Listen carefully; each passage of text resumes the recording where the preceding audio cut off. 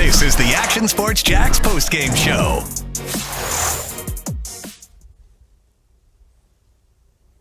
Well, you just watched it. I'm really glad, darn glad, that the Jags were able to get over to Wembley last Monday and get that taste of defeat out of their mouths against the Seattle Seahawks, and then suit up today and play a real tough competitive game against the LA Rams. Hi, everybody. It's the postgame show with the twist. Dan Hickett here, breaking it down.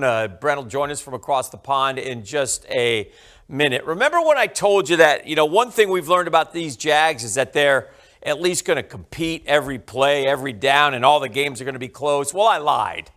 I lied to you. I'm sorry. I was wrong. They didn't today, and today is an unacceptable day. Today we judge the Jaguars as one of the worst teams in the NFL, judging by what we just saw. You saw it, I saw it, they stink. And who stinks the most? They're good players who aren't so good. They're good players who let them down. They're good players who did not make plays today. And they went over to England, presumably to bond. You know what they did? They walked around the Grove. They went out and had dinners. They enjoyed each other. It was a paid vacation, obviously, while the Rams just stayed in Baltimore, got some work in, flew over Saturday, and whooped our ass. That's what just happened with the Rams and the Jags. So teacher gave pupil, student a lesson today, McVay over Cohen, and they're left to pick up the pieces in defeat. We'll have some post-game comments. We'll hear from Brent. We'll break it down, but it was an abomination. It was pathetic is what it was. 7 sacks the Jags allowed for the second straight week, so clearly they fixed the offensive line. They can't run the ball, but other than that, they can't throw the ball. Trevor's just average as the day is long. He's been average now as we are in year 5, game 7, and the receivers don't help him out at all, but it doesn't quite matter because on 4th and 2, you got a tight end about 20 yards away, and you throw it 5 yards over his head. And that's what we saw over and over again. Don't read much into the junkyard stats that the Jags had. That doesn't count, nor do the first downs. When it mattered the most, the Jags got whipped, all right? Third down efficiency, all of it. Penalties. We continue to not be able to fix the penalties. I suggest that Liam Cohen change the schedule this week. Here's what I would do if I was the coach of the Jacksonville Jaguars. I would say, fellas, I'd get them in the locker room. Don't take your gear off. We're going to go run some sprints out on the Wembley field here before we leave. Clearly, we're not ready, so we're going to go run some sprints. We're going to fly home, and when we get home on Monday, you know what we're going to do? We're going to practice. I'll give you Tuesday off because the league mandates I do. But Wednesday and Thursday, we're going to be in full pads. Friday, we're going to have a scrimmage is what we're going to do, and we're going to scrimmage. Saturday, we're going to do some team bonding at the soon-to-be-defunct Adventure Landing, and then Sunday, a day of rest. That's what we're going to do this week in our bye week. If you guys think I'm giving you days off, you're out of your mind after that performance, what we did last week, because the season's unraveling right before our eyes. All right? All the feel-good is now gone. You knew it was going to happen. You felt like it was going to happen. And the Jags maybe just, after they can't get takeaways. If you can't get takeaways, we kind of see the real Jags, don't we? Don't we? So what do you have? I'm sorry, Liv? Oh, let's hear from Brett Martineau. I don't think he's as angry as I am, but he might be. He's got a long flight home. A London embarrassment, an England embarrassment, an embarrassment. Call it whatever the heck you want. The Jacksonville Jaguars actually look today like they've looked a lot of times over the last 15 to 20 years. And we thought maybe the bottom level of the Jags had gone away. Raised the floor?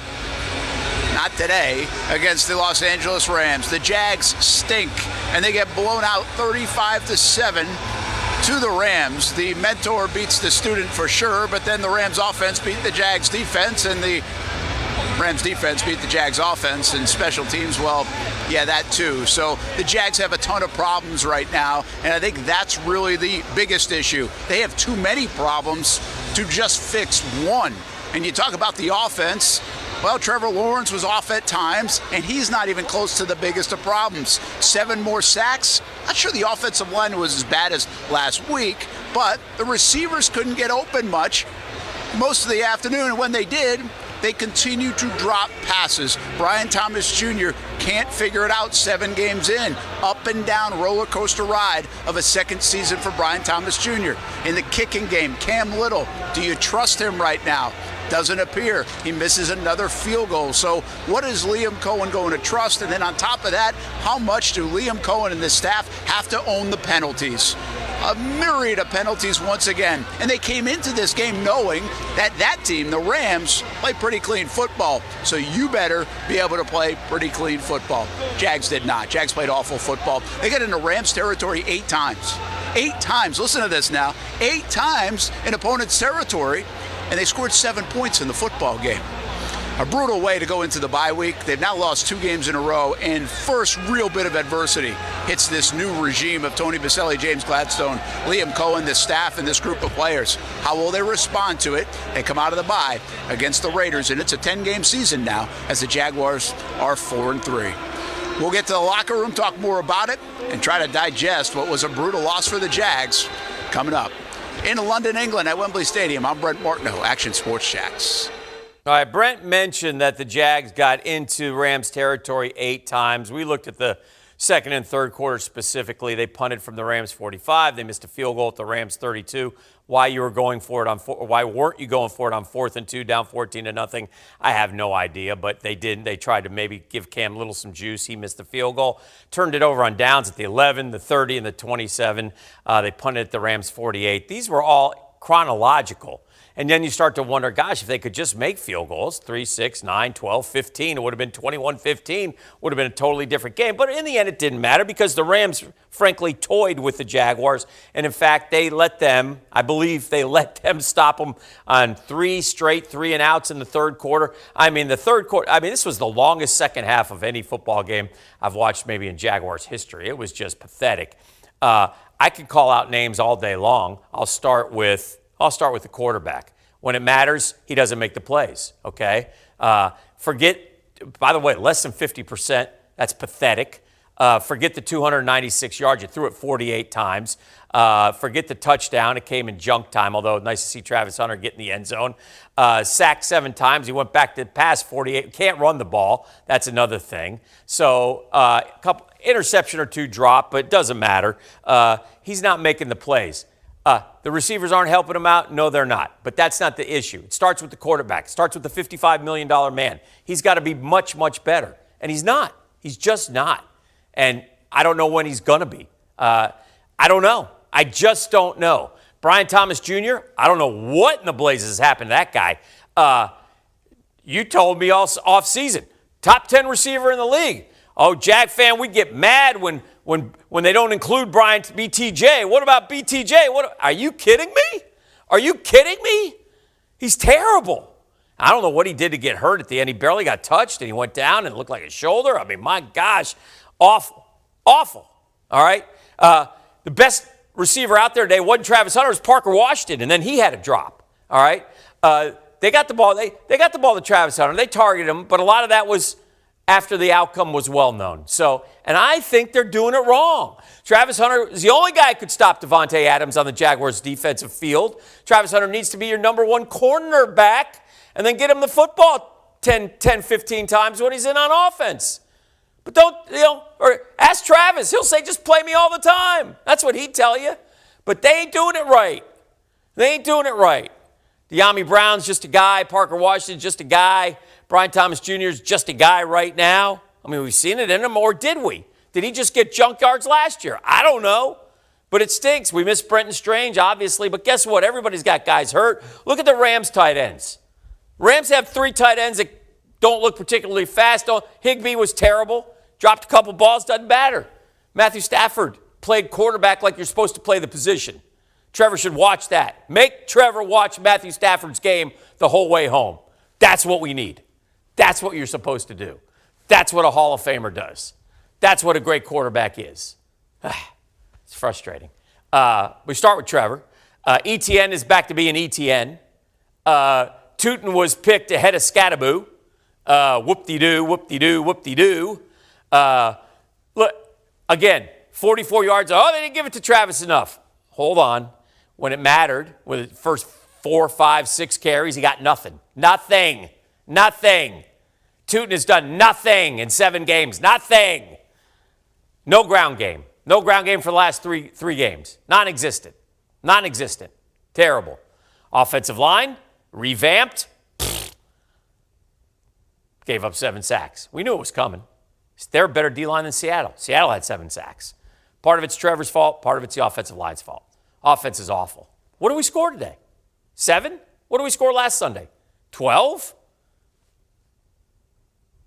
We hired the offensive coach. We'll get to the coach in a second. We'll keep going, though. I think we've covered everybody on the offense. Defensively, is Josh Hines-Allen alive?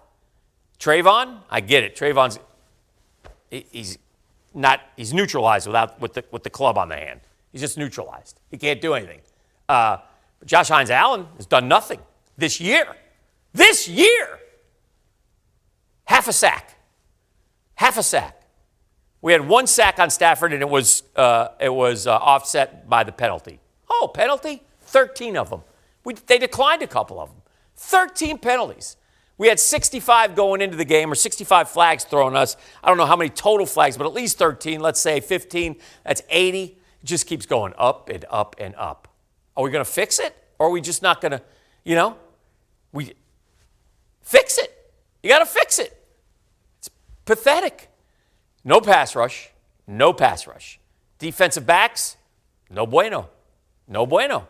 Jordan Lewis had his worst game. That hurt today because he's been pretty solid for us. Not having Devin Lloyd obviously hurts. I didn't see Ventrell Miller. Did anybody see Ventrell Miller today? Did he make a play? I don't know. I don't know. Safeties. Ooh, Dewey. Not good, Dewey. Now, you get a bootleg penalty early. That was ridiculous. Parker Washington gets annihilated over the middle on our first drive. Nothing, which is fine. Dewey barely hits a big tight end or receiver in the end zone. Personal foul. What the heck are you talking about? So, but again, ain't the reason why we lost. They would have scored eventually anyway. So, offense stinks, defense stinks, coaching staff stinks, everything stinks. Special teams? Stink. No good. Parker Washington, touchdown return, or punt return for a touchdown. Jarian Jones, when you're running down the field, can't put your hand on the back. Listen, here's Travis Hunter. 87% of the offensive snaps. They targeted him a lot. They said they were gonna. They kept saying that, though. Well, they did. 8 for 101, got an NFL touchdown. Again, it was 28-0 when he got it, so don't get too excited, but it was nice. But they got to get him the ball, and they got to get him. You say 19% of the defensive snaps is what you have? Boy, that surprised me. I didn't think he played that much because he had 0 for the longest time. Maybe they played more a little bit. But, I don't see his guy catching the football. We need him on defense. We need him on offense. Probably need him at quarterback. Maybe need him at running back. Don't need him at punt return. Parker Washington's been good there. But man, oh man, what a disappointing performance by the Jags. Liv, pop up the schedule for me if you could. And we'll take a look at that going forward. Now look, 4-3 is what you've earned going into the bye. And I know that every single one of us would have taken 4-3. Okay? I would have. I was thinking more 2-5, 3-4 at best. So I love beating them down, which they deserve, but, and they're trending downward, and now they don't have wiggle room, but they did beat the Texans, Niners, and Chiefs. Okay? They did beat the Texans, Niners, and Chiefs. That's really good. Okay? Now, I don't see the team that beat them. I also saw a team that got 3 turnovers, 4 turnovers, 14-point play on a turnover, and now, don't get turnovers. Big loss. So what happens next? All right, you get the bye week. Again, not me. Coach Dan says, fellas, we're practicing. Ain't nobody having any days off. Nope. oh, guys, let's go get rejuvenated. Let's go. We've worked hard. Get to work. Paying you a lot of money. Raiders and Texans away. Texans are playing better. Raiders in Vegas, who knows? All right? Got to at least get a split. Got to at least get a split. 5-4. 5-4. Chargers, Cardinals. What do you think? What do you think? If you can somehow manage a split, and I'm not saying you'll get it, right now I would say very iffy. You know, road is tough. Let's say you don't get it done, you're 5-6. Must win here. Let's say you get it, 6-6. For whatever reason, we tend to beat the Colts at home. Colts are good this year. Let's say we get them, 7-6. Jets at home, 8-6. Even though we had the Jets at home last year, we counted it as a win, and we didn't get it. Broncos, no way, 8-7. Colts, 8-8. Titans, home. Does it matter? I don't know. Will it matter? 9-8. Look, if the Colts keep winning, this thing's going to get moot real quick, okay? So the Colts play the Chargers today, which is an interesting game and one that we'll definitely keep an eye on. It's weird because it's only 1:18. We usually do this post-game show at 4:30 or 7:30, but we very rarely, once a year, we do it this early, obviously. And it was a long game today. But in the end, the Jaguars, or the Kitty Cats, soft kitty, warm kitty, little cup of fur, because that's how they played. That's what they deserve. You are what you are. Tony Baselli told me, judge us on Sundays. That's what he told me. All that matters is winning and losing. That's what he told me. So I'm judging them poorly today, as you should as well. And that should be unacceptable, honestly, to the organization. They're not that bad. They're not 35-7 bad. And it should be a very quiet plane ride home. Should be a very quiet plane ride home. I hope we learned our lesson and we go over there next year on Thursday, okay? Not on Monday, not on having the whole week. Oh, we did studies. I asked the player. Don't ask the players anything. The players look for the easy way out. Don't ask them that. You decide. Coach, don't ask them. You tell them. We're leaving Thursday night, baby. We'll get there Friday. You guys will be up. We'll get a little practice in. Saturday, we'll do our walkthrough. Sunday, we'll win the game. Then we'll come back home. Oh, Coach, let's go over there for Monday. And, you know, tea and crumpets on Tuesday. We'll have a day off. And some of the guys will get to go play golf. And some of the guys will go out. And some of the guys will take their wives and all meet up and have fun. Let's do that, Coach.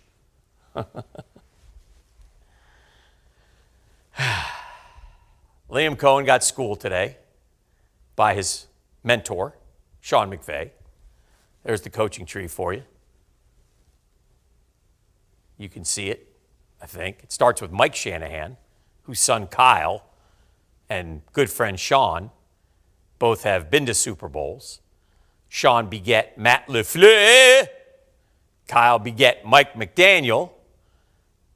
They also beget Kevin O'Connell, who's done a nice job. Zach Taylor, Raheem Morris, but they look pretty good this year. And Liam Cohen, an early Coach of the Year candidate, suddenly slipping away. So what do you think, Shad Khan? Where are we? What now? Brent talked to Shad, and you know what? I'll give Shad credit on this one. He said, I've been down this road before the game today, in his interview with Brent. He said, you know, we've seen this before. It's a long way to go. And we hit a big old bump today. Big old bump. So we fall to 4-3, which again, all is not lost. But we got work to do. We got a lot of work to do. Let's hear from Dewey Wingard in the locker room. Well, you know, I mean, we're definitely not going to jump on anybody, and everyone's giving us their best. But, you know, early on, you know, you get 14 takeaways in like 3 games. You know, that helps a lot. So we'll see. But I haven't watched the film yet, and I'm not the head coach. So I have to be better in certain areas, and I'm going to be. And I can only control myself, and so can everyone else. So, like Josh said at the end of the, you know, in the game after, or in the locker room after, everyone. And it's got to get better. Safety play was not good today. The secondary has not been good. We're giving up 250 yards passing per game, and then we gave up 5 touchdowns with no picks today. 5 touchdowns, an international series record by Matthew Stafford today as he, without Puka. Without Puka. Imagine if they had Puka Nacua today. Might have been worse. Might have been worse. So Dewey Wingard, part of the problem today, not part of the solution. I don't know who played well today. I'll be curious to see what the film shows. I know what a lot of you guys, a lot of the guys out there like to give me all these, send me all these stats and these EVAs and these analytics and these PFF grades and, oh, this guy's really good. Trust your eyes, man. Trust your eyes. Watch the game when it matters. Once the game doesn't matter, once it gets to 28. I mean, think about it this way, man. The Jags were down 21-0, okay? They were down 21-0 at the half. And you know what happened?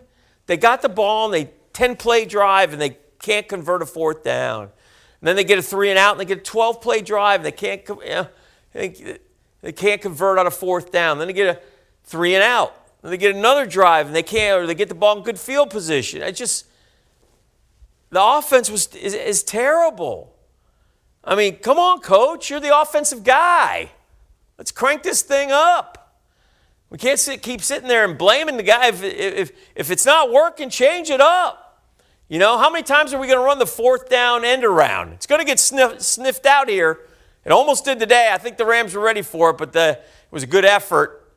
Good effort to get the 1st down and move the chains, but it seems like we go to that play every time on 4th. I know we've done it 3 times in the regular season, once in the preseason. I guess you can run it till they stop it, maybe? Maybe. How about we fake it and go the other way? How about the Rams on their to make it, 28-7, they throw it to the end zone. Beautiful play. Beautiful play. It's a lot of work to do, man. A lot of work to do for the Jaguars going forward. So they'll fly home, lick their wounds, week-to-week league. Hopefully we can, get back out there on the road and find a way. I really would have liked to split, not a 2-game losing streak going into the bye. Fan base is wobbly, and I don't blame you. I don't blame you. You should be. We've been down this road before, haven't we? We've been down this road before. And a lot of the trust that was built up, a lot of the excitement, the Monday night high of beating the Kansas City Chiefs now seems like the Sunday afternoon high of beating the Patriots. The year the Patriots went, with Tom Brady the year after in 2018. Just doesn't feel right now watching our team, and we don't understand why we keep getting penalties. 4th and 5, Josh Hines-Allen jumps? Are you kidding me? That's non-disciplined football, man. A lot of non-complimentary football as well. Just a bad day overall by the Jags. But you can't just write it off that way. You can't just write it off that way as, it's just a bad day. Can't do it. Fix it. It's the coaching staff's job. Fix it. Fix it now. All right? What's not working? Why do we keep getting 13 penalties a game? Why? Why can't we cover anybody in the secondary? Who's playing? Who shouldn't be playing? Time to take somebody out, put somebody else in. I don't know. Travis Hunter's the easy solution. What about Jarian Jones? Is he no good? Are the safeties playing good enough? Where's the pass rush? We're another year. I thought when we got Emmanuel Ogbah, I thought we got a guy who can get us 5 to 7 sacks. I thought wrong. Does he have a sack this year? Is he existent? Does he play? Do you ever hear his name? He's our 3rd pass rusher. I love Smooty Smoot, but maybe at the end of the line here. These guys don't make plays, man. I will say one thing we were good at in the second half particularly is up the middle on the run. We were still physical there out there. I thought Foye Oluokun, plays his rear end off. And he continues to play his rear end off. So I'll give him a shout out. I thought, I don't know who else you're going to find on that team. that, played football today well. I don't think anyone did. I don't think anyone stands out. I don't think, we got a kicker problem out of the blue. Where did this come from? Our guy Cam Little, man, I thought he was going to have a huge year. I thought he's the best kicker in the NFL. Here he is in year 2. Cam Little and BTJ symbolize a little bit of what's going on with this team, guys that you're counting on. And again, I don't blame the guys who have their roles carved out on this team. I blame the guys who are supposed to be the difference makers. I think that's where the fault lies. The guys who are supposed to be the difference makers are not playing like they're capable of. Brian Thomas Jr., top 100 player in the league, top 10 receiver in the league? No. How about no? Trevor Lawrence? How about no? $55 million, Trev.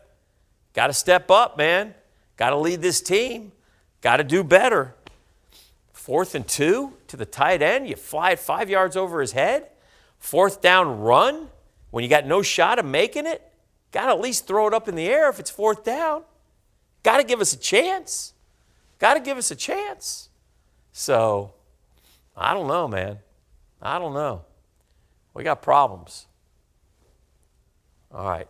We're going to get Liam Cohen's comments before we get out of here, hear from him real quickly at the podium. It's loading up for us right now. So, I told you it's the post-game show with a twist now. Apparently, we were breaking some of the rules, so we had to fix some things. Not that I'm admitting anything. I admit nothing. On the post-game show. All alleged, nothing proven. We admit nothing here at Action Sports Jax. We're just simply doing our job, trying to bring you the very best right away, as best we can, with all the information. Here's Liam Cohen.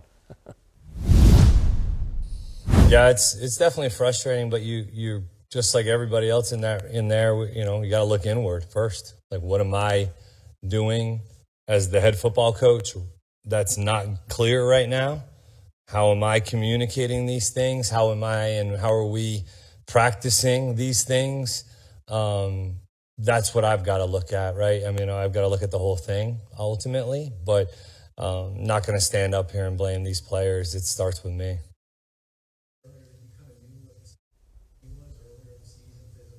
Yeah.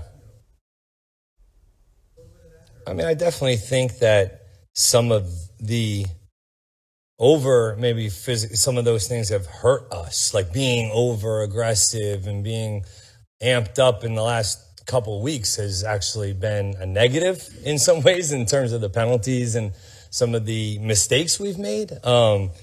You wouldn't have guessed that we were here for a week prepared, ready to go play in this atmosphere by looking at it. Yeah, I agree with a lot of what you're saying.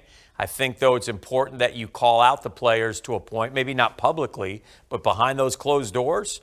I think you better tell those players. I think, I appreciate you taking the heat. That's fine. And you do deserve some of the heat. That's fine as well. But listen, to think these players aren't held accountable? Come on, man. Drop passes, missed assignments, penalties. I mean, yeah, look inwardly. Hello, I play for the Jaguars. I'm just not good enough, doggone it. I mean, we got to turn this thing around, man, and we got to turn it around quickly. Now, we got a bye week. Again, I'm practicing, but I'm not the coach, so I know what's going to happen. We'll get back. We'll work out Tuesday, Wednesday. We'll let the guys go off to their college schools and watch their colleges play, yada, yada, yada. We'll see you next week, rejuvenated, ready to go. Whatever.